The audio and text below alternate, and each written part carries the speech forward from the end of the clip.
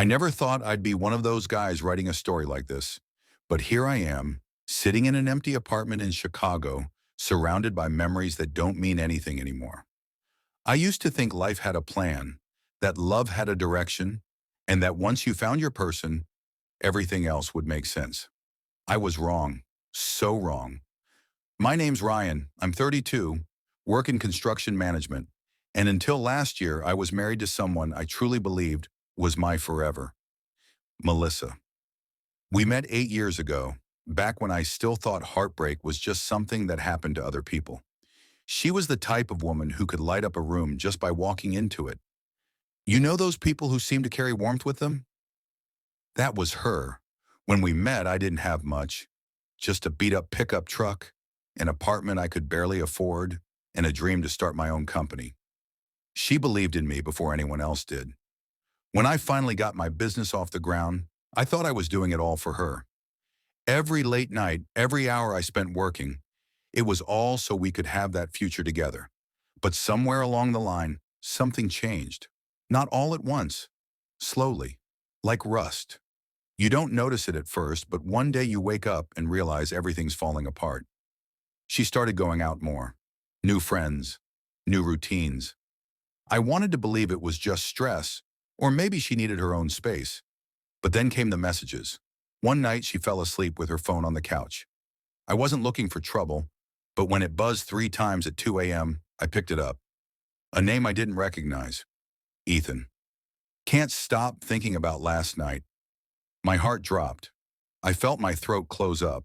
I wanted to believe it was a misunderstanding, maybe just an inside joke, maybe something innocent, but it wasn't.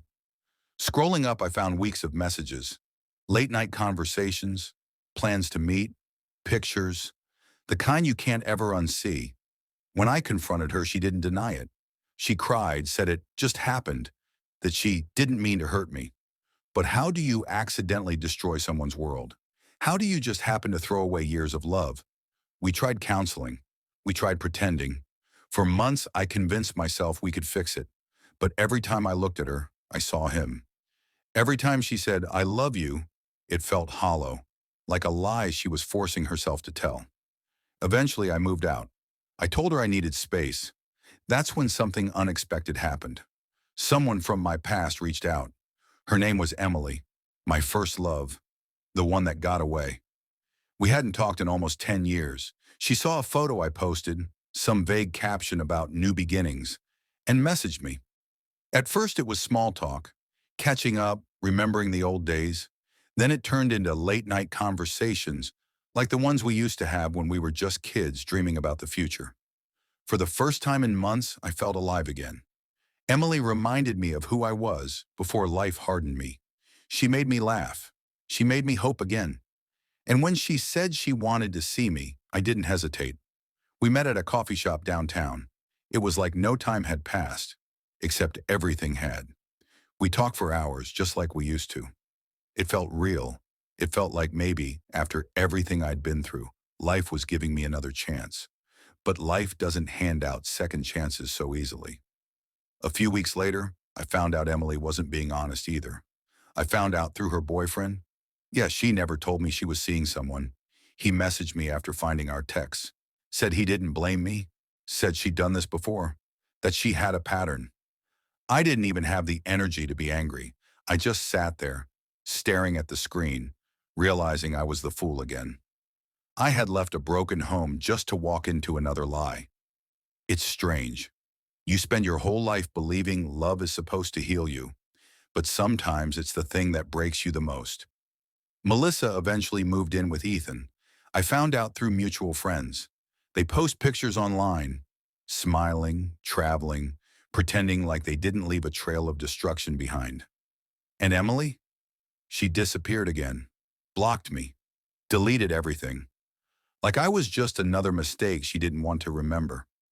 Now it's just me, a couch, a cup of coffee that's gone cold, silence that feels heavier than any noise. I don't tell this story for sympathy. I tell it because there's someone out there who needs to hear that no matter how much you love someone, no matter how hard you fight for them, you can't force loyalty. You can't make someone stay if they've already left you in their heart. Love isn't supposed to be a war, but sometimes it's the battlefield that teaches you who you really are. I'm not angry anymore. I'm not even sad, just tired. But in that tiredness, there's peace, because I finally learned that closure doesn't come from the person who hurt you. It comes from the moment you decide you deserve better. And I do. Sometimes I wonder if either of them think about me, if they ever regret what they did. But honestly, I don't need them to, because for the first time in a long time, I'm not chasing love. I'm chasing peace. So if you're listening to this right now and you're where I was, broken, lost, trying to understand why someone could look you in the eyes and lie, let me tell you something. It's not your fault. You gave love honestly, and that's rare. Don't let their betrayal turn your heart cold. The right person will see your scars and still choose to stay. Until then, heal. Take your time. Let the silence rebuild you, because sometimes losing them is how you finally find yourself. I thought that was the end of it. I thought I'd buried that part of my life the day I packed up my things and drove away from our home. But pain has a strange way of echoing. It doesn't fade quietly. It lingers in songs, in places, in random faces that look like people you used to know. Months passed. Then a year. I worked. I rebuilt. I tried dating again. But every time someone smiled at me, I saw ghosts. I wasn't ready. Maybe I still isn't. It was last fall when everything changed again. Chicago was cold as always. The kind of cold that cuts through your jacket and makes you feel like the air itself wants you to remember something. I was walking back from a late shift at the site, and I stopped at a diner. The same one Melissa and I used to go to after long drives. I didn't plan to go there. My feet just led me, and that's where I saw her. She was sitting by the window, holding a coffee mug with both hands like she used to. Same soft eyes, same little nervous habit of brushing her hair behind her ear. For a moment I thought I was dreaming. I almost walked away. God knows I should have. But she looked up. Our eyes met. And everything, every wall I built, every ounce of anger, just fell apart. "Ryan?" she said, her voice quiet but familiar. I nodded. I didn't know what to say. She smiled. Not the same smile I remembered, but a tired one. A smile that carried the weight of time and consequence. We talked. Just like that. Two people who once promised each other forever, sitting in a half-empty diner, pretending like we weren't both bleeding inside. She told me she and Ethan didn't last, that he wasn't who she thought he was, that she'd been through hell trying to rebuild. She cried. Not the kind of tears that ask for pity, but the kind that come from guilt. I listened. I didn't interrupt. She said, "I don't expect forgiveness. I just needed you to know I'm sorry." And I believed her, not because she deserved it, but because I needed to let it go. We talked for hours about life, about regrets, about what love does to people when it's broken. There wasn't anger anymore, just sadness and a strange kind of peace that comes when you finally see someone for what they truly are. Human, flawed, lost, just like you. When we left the diner, it started to rain. She offered me a ride. I said no. We hugged. The kind of hug that says goodbye without saying it. That was the last time I saw her. I walked home that night soaked to the bone, but lighter than I'd felt in years, because I finally understood something. Closure isn't a door someone else opens for you. It's the moment you stop knocking. Weeks later, Emily messaged me again. Yeah, her. I stared at the screen for a while, debating whether to answer. She said she was sorry too, said she'd messed up, that she never stopped thinking about me. She was moving back to the city, and just like that, the past tried to come back again.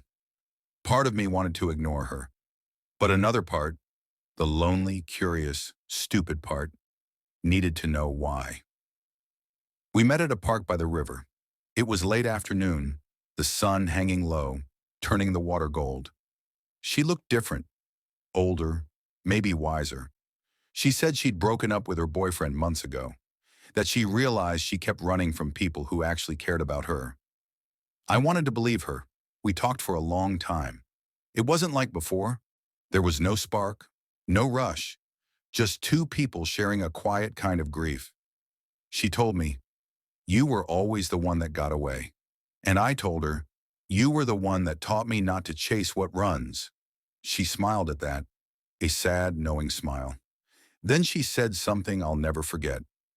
"Sometimes, Ryan, we meet the right person at the wrong time. And by the time we're ready, they've already learned how to live without us." We sat there until the sun disappeared, not saying much. When we finally said goodbye, there were no promises, no plans to stay in touch. Just acceptance. It's been 2 years since then. I still live alone, still go to work, still have nights when the silence feels heavier than concrete. But it's different now. It's not loneliness. It's solitude. And there's a difference. Loneliness hurts. Solitude heals. Sometimes when I drive past that diner, I think about how everything can change in a single glance, how a life you built can collapse in one night. But I also think about how strong you have to be to start over, to wake up every day and choose to move forward. I don't hate Melissa. I don't even hate Emily. In a strange way, I'm thankful. Because if they hadn't broken me, I wouldn't have learned how to rebuild. Love isn't what you see in movies. It's not grand gestures or perfect timing. It's patience. It's forgiveness. It's walking away when staying would destroy you. Sometimes I sit on my balcony, coffee in hand, watching the city lights blink below, and I wonder, maybe love isn't something you find. Maybe it's something you grow into, piece by piece after you've been broken enough to understand it. And maybe one day, I'll meet someone who looks at me and doesn't remind me of what I've lost, but of what I've become. Until then, I'm okay being alone, because being alone isn't the same as being empty. You know what's strange? Sometimes when you finally stop waiting for the apology, when you stop replaying every word, every lie, you realize it was never about them at all. It was about learning to forgive yourself for believing in something that wasn't real. I forgave myself for staying too long, for trying too hard, for confusing loyalty with love. I forgave the man who looked in the mirror and blamed himself for someone else's betrayal. And if you're listening right now, if you've ever been there, I hope you forgive yourself too. Because healing doesn't come from forgetting. It comes from understanding that you survived, and that's enough. So that's my story. A story of love, loss, and the quiet strength that comes after the storm. If someone told me years ago that I'd lose both women I once loved and still find peace, I would have laughed. But now I know. Sometimes losing everything is the only way to find yourself. And maybe, just maybe, that's what love was supposed to teach me all along.